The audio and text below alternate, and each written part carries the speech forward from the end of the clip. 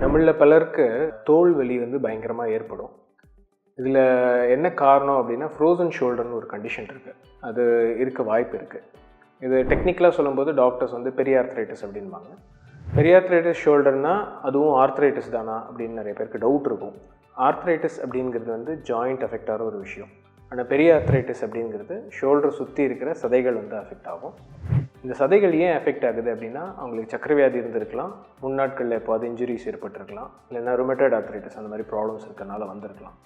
இதில் அந்த சதைகள்லாம் இன்ஃப்ளமேஷன் அப்படிங்கிறது ரொம்ப அதிகமாகி அந்த இன்ஃப்ளமேஷனுங்கிறது அப்படியே மாறி அந்த சதைகள்லாம் வந்து ஒரு ஃபைப்ரோசிஸ் அப்படிங்கிறது ரொம்ப அதிகமாகி மூமெண்ட் ரொம்ப குறைச்சிரும்.